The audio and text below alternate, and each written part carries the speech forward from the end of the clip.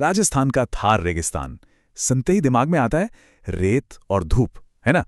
लेकिन ये जमीन सिर्फ इतनी ही नहीं है। ये विरोधाभासों और सदियों पुरानी कहानियों की जमीन है।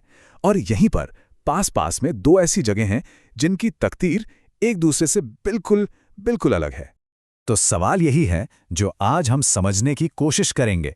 एक ही रेगिस्तान में, एक ही मिट्टी पर एक गांव भूतहा बन जाता है और ठीक उसके पास का किला आज भी जिंदगी से गुलजार है। मतलब एक तरफ तो है रातों रात वीरान हुआ गांव और दूसरी तरफ एक ऐसा किला जिसकी दीवारों के अंदर आज भी एक पूरा का पूरा शहर बसता है। ये हुआ कैसे? चलिए इसी पहेली में थोड़ा और गहरे उतरते हैं। तो सबसे पहले बात करते हैं उस गांव की, कुलधरा। आज लोग इसे भूतों का गांव या शापित गांव कहते हैं। और क्यों ना कहें, इसकी खामोश गलियों में ना एक बहुत ही रहस्यमयी कहानी दफन है। देखिए, कुलधरा हमेशा से ऐसा वीरान नहीं था। ये कोई मामूली गांव नहीं था। इसकी कहानी 13वीं सदी में शुरू हुई थी और सोचिए लगभग 600 साल तक ये एक फलता फूलता खुशहाल समुदाय था। लेकिन फिर 19वीं सदी की शुरुआत में एक रात आई और सब कुछ बदल गया। तो आखिर ये लोग थे कौन? ये थे पालीवाल ब्राह्मण। और इनकी काबिलियत के बारे में सुनेंगे ना तो हैरान रह जाएंगे। ये सिर्फ किसान नहीं थे, अरे ये तो रेगिस्तान में जिंदगी जीने की कला के जादूगर थे। उन्होंने खादीन नाम की एक ऐसी कमाल की तकनीक बना ली थी जिससे वो बारिश का पानी जमा करते थे और उस पानी से उस सूखी जमीन पर गेहूं, जौ, चने जैसी फसलें उगा लेते थे जहां कुछ नहीं उग सकता था वहां। मतलब वे एक बेहद होशियार और आत्मनिर्भर समुदाय थे। तो सवाल फिर वहीं आके अटक जाता है ना। आखिर हुआ क्या? इतना कामयाब, इतना होशियार समुदाय अचानक गायब कैसे हो गया? इसके पीछे ना दो कहानियां चलती हैं। एक है किंवदंती और दूसरी है लॉजिक। तो चलिए दोनों थ्योरीज को देखते हैं। एक तरफ तो है वो कहानी जो सब सुनाते हैं, लोक कथा। इसके हिसाब से उस इलाके का दीवान था सालिम सिंह, बड़ा जालिम। उसकी नज़र गांव के मुखिया की बेटे पर पड़ गई। उसने धमकी दी कि या तो बेटी से शादी कराओ वरना गांव तबाह कर दूंगा। तो बस अपने सम्मान को बचाने के लिए रातों रात पूरा का पूरा समुदाय गांव छोड़कर चला गया और जाते जाते श्राप दे गया कि यहां फिर कभी कोई नहीं बस पाएगा। ये तो हुई कहानी। दूसरी तरफ है तर्क। हकीकत क्या हो सकती है? वो ये कि गांव को जिंदगी देने वाली जो काकनी नदी थी वो धीरे धीरे सूख रही थी। पानी नहीं तो खेती नहीं, खेती नहीं तो जिंदगी नहीं।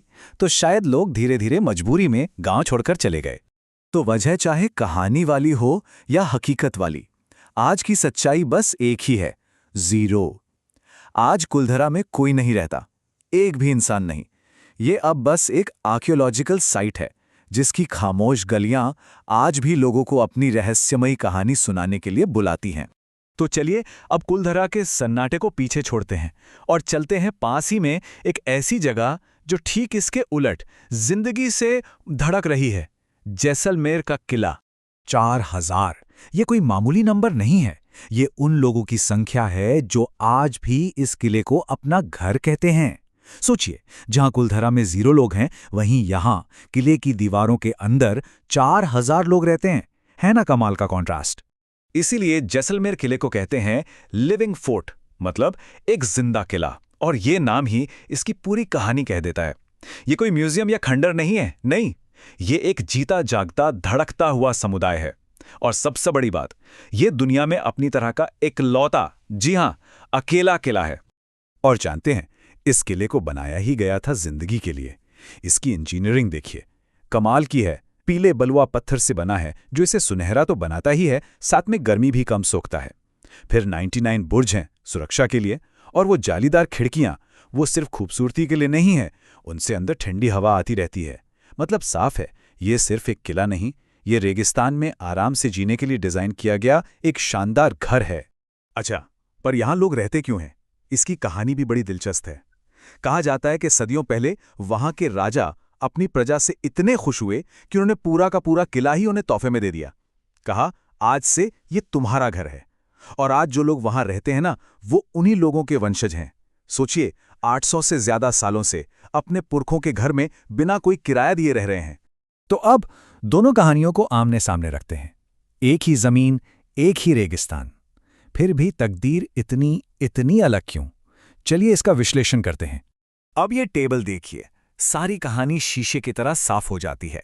एक तरफ कुलधरा, जिसे आम लोगों ने पालीवाल ब्राह्मणों ने बसाया, दूसरी तरफ जैसलमेर किला, जिसे एक राजा ने बनवाया।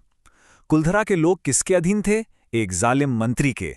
और किले के लोग, उन्हें तो राजा का सीधा सीधा संरक्षण मिला हुआ था। तो एक को मिला उत्पीड़न और दूसरे को प्रोटेक्शन। एक को अपनी इज्जत और जान बचाने के लिए भागना पड़ा और दूसरे को विरासत में एक बना बनाया घर मिला। और नतीजा तो आज हम सबके सामने है। तो फिर इन दोनों कहानियों से हमें सीखने को क्या मिलता है? किसी भी समुदाय की विरासत का, उसके टिके रहने का असली रहस्य क्या है? देखिए, सबक बिल्कुल साफ है। कुलधरा की कहानी हमें बताती है कि आप कितने भी काबिल क्यों ना हो, कितने भी मेहनती क्यों ना हो, एक समुदाय बाहरी खतरों के आगे बहुत नाजुक हो सकता है। वहीं जैसलमेर का किला ये साबित करता है कि जब किसी समुदाय को एक सुरक्षा, एक संरक्षण का एहसास मिलता है ना, जब उसे लगता है कि ये जगह वाकई उसका घर है, तो वो सदियों तक आबाद रह सकता है। तो आखिर में बस यही सवाल रह जाता है ना, किसी विरासत को असल में जिंदा क्या रखता है? पत्थर की ऊंची ऊंची दीवारें, या फिर उन दीवारों के अंदर गूंजती इंसानी कहानियों की वो अटूट कड़ी?